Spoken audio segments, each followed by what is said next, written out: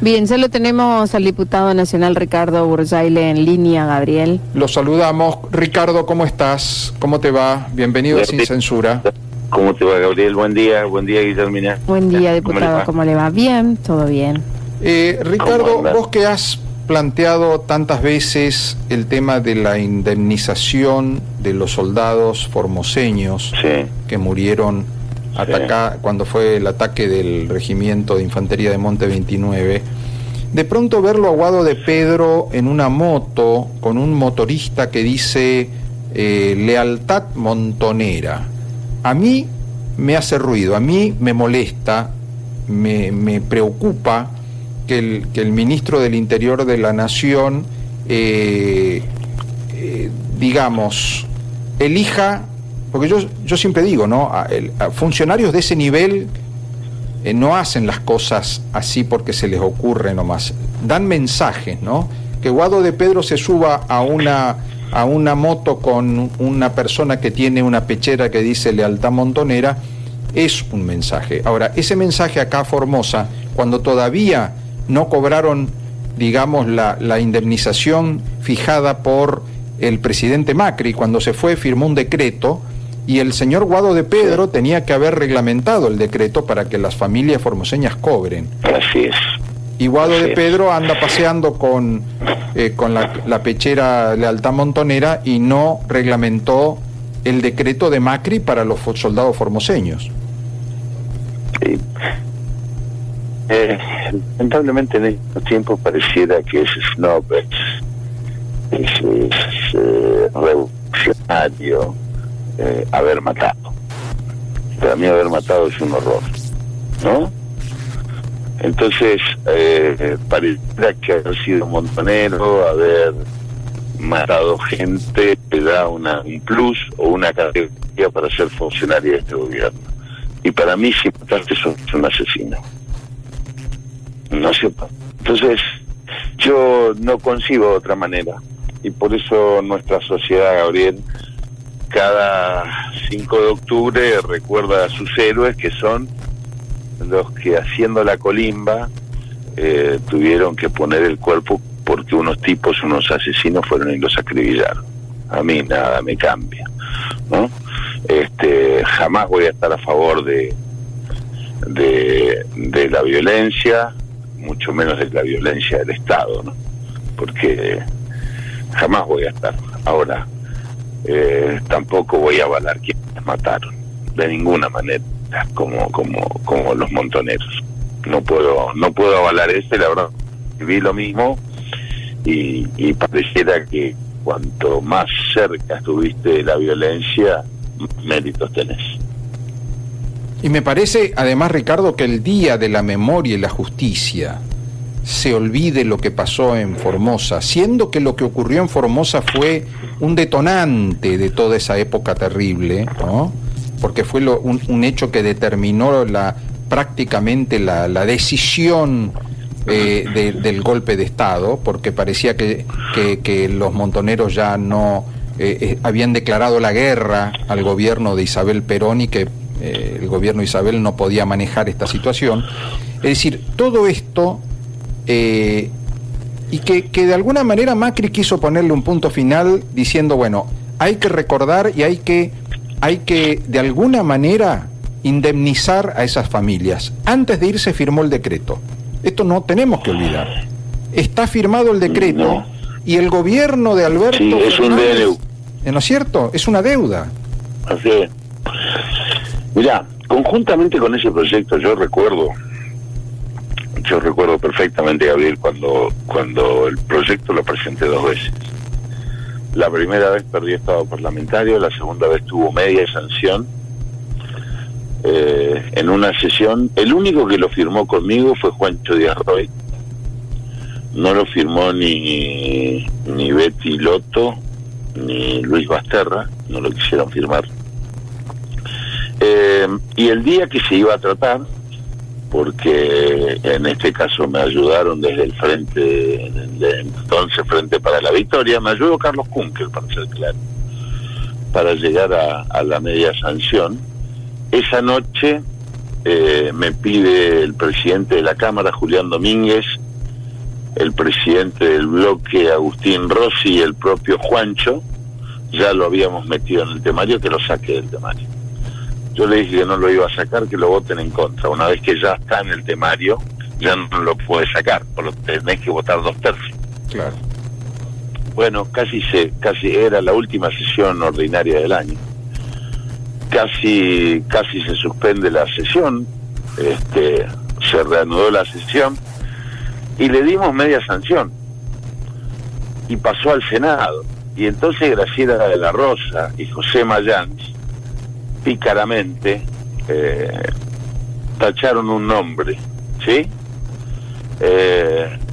Pero conjuntamente con ese proyecto de indemnización a los familiares de los soldados caídos, iba un proyecto que presentó Juancho Díaz Roy, de una pensión vitalicia a las víctimas del terrorismo de Estado, ¿sí? Bueno, pasaron los dos, pero en el Senado tuvo sanción el otro y una modificación a los soldados caídos del 5 de octubre, ¿no? Así que, bueno, ahí hablamos con Carvajal, que lo vamos a volver a representar al proyecto, y bueno, vamos a tratar de empujarlo, pero esta sociedad no tiene esa mirada que tenemos nosotros, que vivimos de cerca el drama de la violencia, una sociedad pacífica, una sociedad tranquila, y soldados que no tienen si querés, el lobby, ni quien los lleve en mosto con una remera, pero que toda la sociedad formoseña los venera y los honra. Ricardo, cambiando de tema, estaba viendo lo que se publicó, las cifras de la desocupación, es decir, la cantidad de formoseños que tienen trabajo y la cantidad que figuran como desocupados. Y hoy aclaraba el concepto de desocupación, que no es lo que suele difundirse en Formosa, porque en Formosa dicen, mirá, qué poquito, 2,9. Y hoy explicaba que esa cifra corresponde a la gente que todavía busca trabajo, que no tiene trabajo y que busca trabajo. Lamentablemente la gran mayoría de los desocupados en Formosa ya perdieron la esperanza de encontrar trabajo y entonces directamente quedan fuera de la estadística. Y tenemos una enorme cantidad, ¿no es cierto? Una enorme cantidad, porque tenemos solamente el 34% ocupado y el resto no tiene ocupación económica. Porque ahí también no están incluidos los que tienen planes, porque ya no buscan trabajo, ¿no? Claro. Entonces, porque si vos tenés trabajo no podés tener un plan, ¿no? Entonces, en estos casos es así. Mira, Gabriel, esto es una cuestión de cómo uno tiene y visualiza el desarrollo de la Argentina. Si nosotros creemos que la Argentina va a crecer a la luz de los planes, nos equivocamos. La Argentina va a crecer de la mano del sector privado. Y esto es lo primero que hay que definir. Yo en esto soy absolutamente tajante. El Estado no va a hacer crecer ni genera la riqueza. La riqueza la genera el sector privado. Es el Estado quien tiene la obligación de generar las condiciones para que haya inversión, para que haya empleo, para que haya reglas de juego claras, equilibradas, pero el Estado no va a generar riqueza. Y hoy tenemos un Estado omnipresente, porque no es el Estado presente que te habla, no, es el Estado omnipresente en los papeles, pero la realidad es que no está, porque no te brinda seguridad, no hay educación, no hay infraestructura, ¿no? En muchos casos no hay salud, y te cobra impuestos como si estuvieses en los países nórdicos, y te presta servicios de países, no quiero decir un continente porque no quiero ofender a nadie, pero no digno con lo que cobra, ¿no? Entonces, en la medida nosotros creemos que Formosa se va a recuperar de la mano del empleo municipal, donde la gente gana 15.000 pesos, en el mejor de los casos, o con el empleo provincial, que gana muy poco también. Salario promedio debe ser hoy 60.000 pesos. La canasta básica está por debajo de 80.000, por arriba de 80.000 pesos. Eso no nos va a generar riqueza ni nos va a generar una sociedad de consumo, ¿no? Entonces, es muy difícil desarrollarse bajo ese concepto. Ricardo, vos pertenecés a una familia tradicionalmente del campo, gente del interior de la provincia que muchos años se dedicaron al campo, y de pronto podés entender mejor o podés explicar mejor la situación de muchas familias de distintos sectores, distintas zonas de la provincia, que no accedieron al título de propiedad, ocuparon tierras fiscales durante mucho tiempo. Quizás muchos de ellos sean las familias que colonizaron o empezaron el poblamiento de amplias zonas de Formosa, pero que nunca, por desconocimiento, por la humildad de sus integrantes, nunca lograron el título. Y de pronto, hoy nos encontramos con noticias que hablan de desalojos, de gente que tiene que abandonar la tierra donde nació, gente que creyó que el Estado les iba a ayudar a escriturar la tierra y de pronto se encontró con que le dijeron mejor te vas porque no tenés ni con qué invertir, y acá va a venir un señor de Córdoba o de Santa Fe que va a ser próspera esta misma tierra.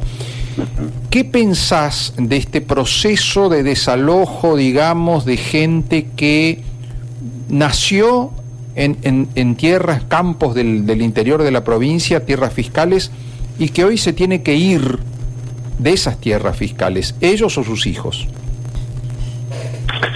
Mira, en Formosa hay una situación bastante difícil en este tema, porque están los colonizadores, digamos, para entender cómo es el trámite. El Estado te da una tenencia precaria, vamos a decirlo así, un título, una tenencia precaria. Vos tenías que, esto es en la legalidad, ¿no?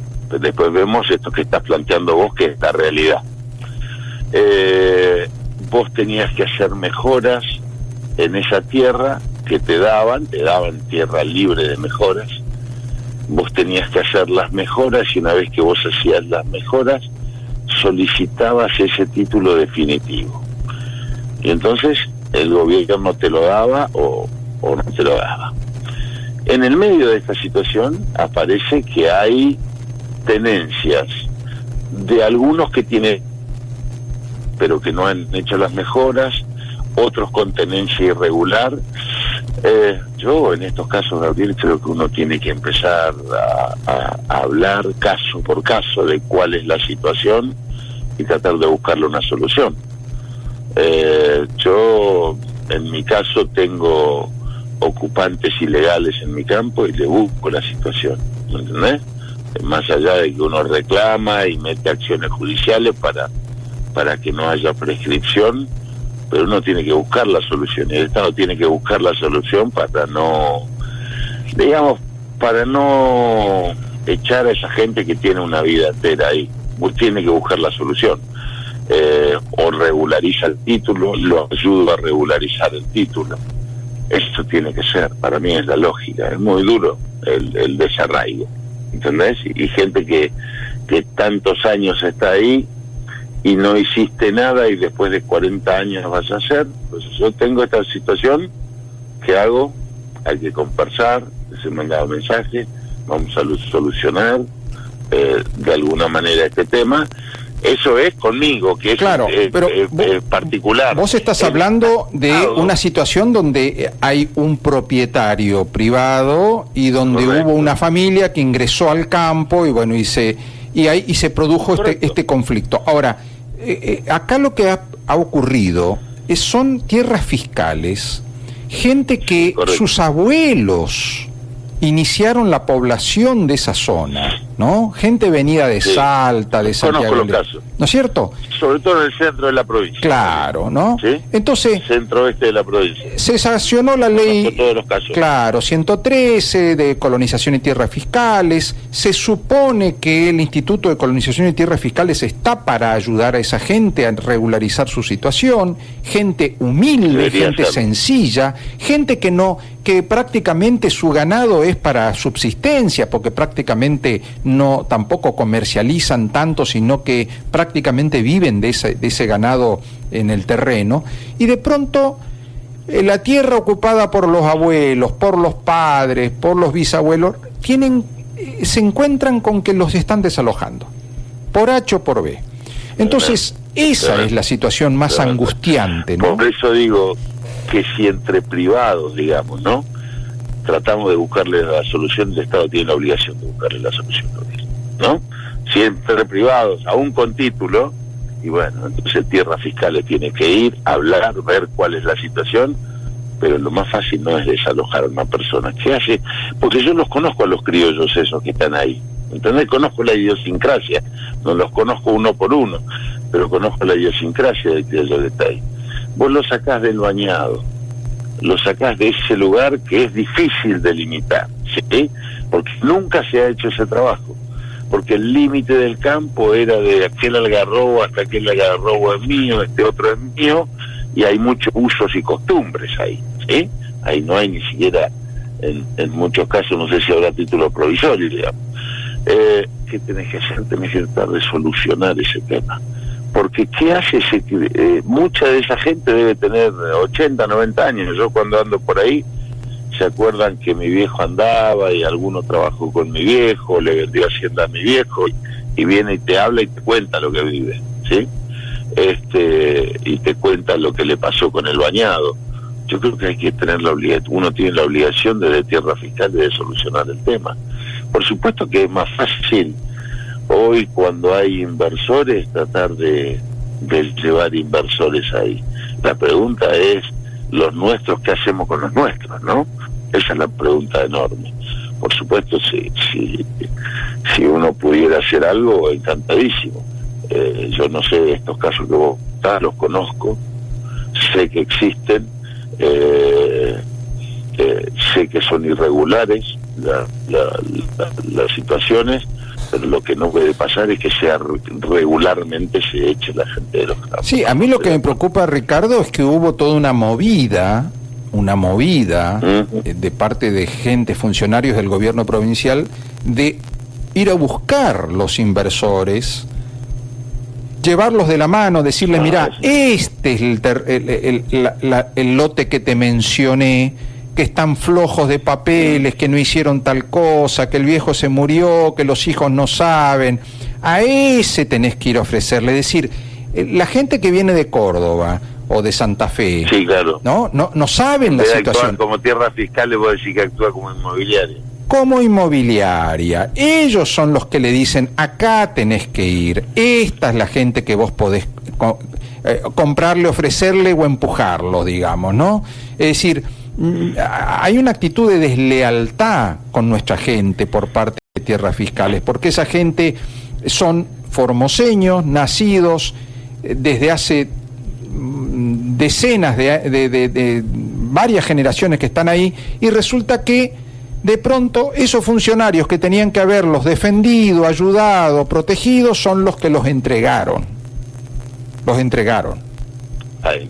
Hay mucho de eso en el centro de Gabriel. Muchísimo. Le quiero consultar algo al diputado Gabriel, si me permitís. Que por ahí de repente el ciudadano común escucha que son tierras fiscales, que hace 60 años están ocupando, viviendo, que son herederos de herederos, y la gente te dice, pero ¿y por qué no solicitaron? ¿Por qué no hacen los papeles? Con el tema del campo, que usted lo debe conocer muy bien, se necesita una serie de requisitos para poder tener la titularidad de las tierras, ¿no es cierto? Inversión en inmuebles, en un montón de cosas, en arrendamientos, vamos a decir, ¿no? Una inversión que tenés que cerrar el campo, que tenés que tener ciertos requisitos. Correcto. Y por ahí de repente el campesino que está ahí no tiene el ingreso para hacerlo, pero tampoco recibe la ayuda del gobierno, y al no tener el título no puede solicitar un crédito. ¿Cómo hace este campesino con escasos recursos, subsistiendo en el campo, porque ahora los pequeños subsisten a estas épocas que estamos atravesando? ¿Cómo hacen ellos para poder tener los papeles en orden y quedarse con ese lugar, que lo terminan perdiendo de esta manera? Lo que vos planteás es lo que está pasando, Guillermina. Eso es la realidad, ¿no? Porque así como yo decía, de la tenencia, vamos a suponer que solicitaste, ¿no? Esa tenencia precaria, y te dieron esa tenencia precaria, te dieron un pedazo de tierra, digamos, ¿no? Sí. A partir de ahí, como bien vos decís, tenés que hacer las mejoras, y las mejoras es el alambrado perimetral, es una infraestructura que si no la tenés, que en muchos casos pasa eso, Bueno, si vos tuvieras que hacer, el único que le puede dar crédito es el Estado contra esa tenencia precaria, ¿me entendés? Entonces yo sí te puedo dar un crédito. ¿Para qué? ¿Cómo? A través del fideicomiso, por ejemplo, ¿sí?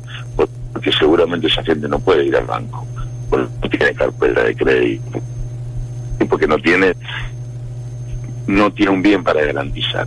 Entonces la única forma de hacerlo es a través que así como está el ¿no?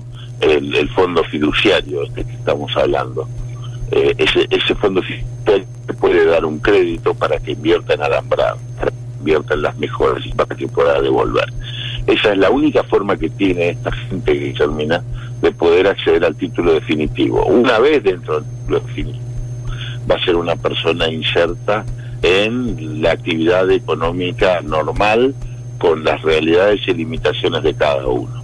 Pero mientras no exista el Estado que le pueda dar esa ayuda, no lo va a poder hacer, lo cual es lamentable.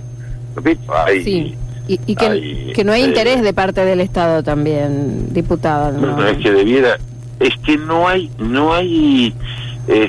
si vos no vas, si no los buscás, si no tratás de solucionarle, no lo vas a hacer, y toda esa gente va a quedar fuera de la realidad. Durísimo. Vos imaginate, para una persona de 80, 90 años, tener que decir que se va del campo a la casa, al pueblo, ¿no? ¿Qué hace el criollo ese ahí? Se muere. Toda su vida estuvo en el campo. Se muere. ¿Entendés? Y lo mandás a una vivienda, a un plan de vivienda. Pensalo.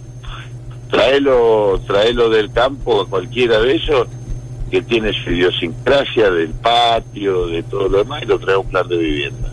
Hay que pensar en eso. Ricardo, gracias por tu testimonio,